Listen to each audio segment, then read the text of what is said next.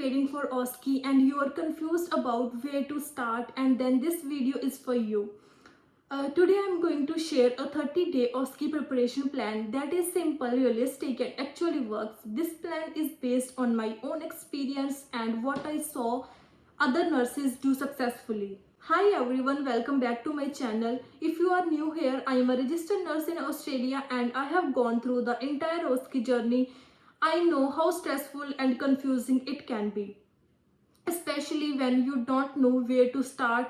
That's why I'm making this video so you can prepare with confidence. Before we start, I want to say one important thing. OSCE is not only about knowledge. It is about how you perform, how you communicate, how you manage time, and how you stay calm. If you focus only on theory, you may struggle on the exam day. So this plan will cover everything: theory, skills and mindset. Now let's begin with day 1. On day 1, you should start by understanding the OSCE exam format. You need to know what type of stations you will face, how much time you get per station, and what the examiners are looking for. Spend the first day watching OSCE videos, reading the official guidelines and making a list of all the stations. This will give you a clear roadmap of what you need to prepare. From day 2 to day 7, focus on the basic skills. These include vital signs, medication administration, hand hygiene and documentation. You should practice these skills every day, even if it's just for 30 minutes. The reason is that basic skills are the foundation of OSCE. If you are weak in the basic skills, you will lose marks easily. From day 8 to day 14, it's time to practice the most important, most common OSCE stations.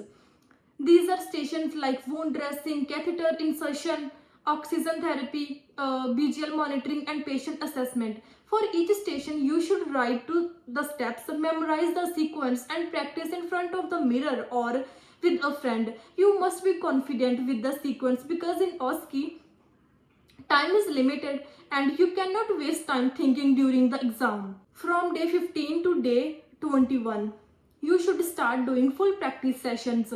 This means you should practice multiple stations back to back. Just like the real exam, you can time yourself and try to complete each station within the given time. If you feel nervous, that is normal. The more you practice, the more confident you will become.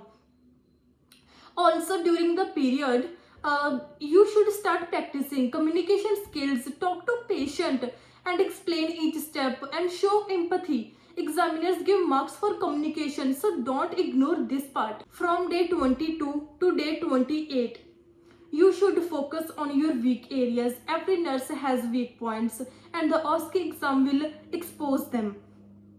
Maybe your documentation is slow or your drug calculation weak.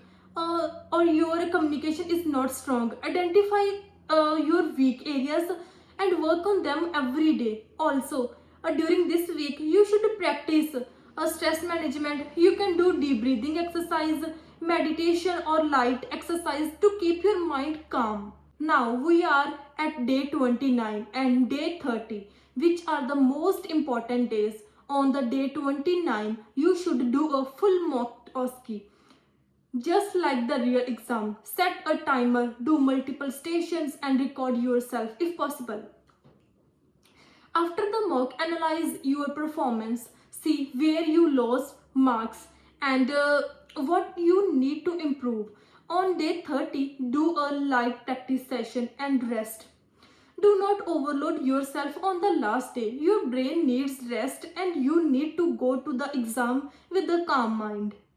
Now let's talk about some important tips that will help you to pass OSCE. First, always remember the first 5 steps of patient safety. Introduce yourself, check patient identity, explain the procedure, ensure safety, and wash your hands. These steps are simple but very important. If you miss time, you can lose marks. Second, always speak out loud.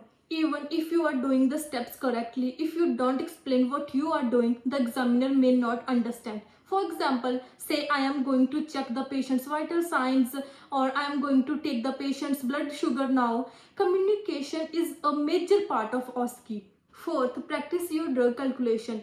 If you Even if you are good at nursing skills, a simple drug calculation mistake can cost you the exam. So revise your drug calculation formulas and practice at least 10 calculations every day.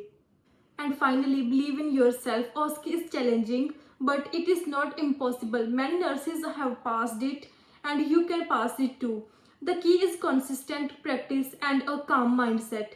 If you follow this 30-day plan, you will feel confident and prepared on exam day. Remember, consistency is the key. Do not skip practice and do not panic. If you feel nervousness is normal, but preparation will reduce it.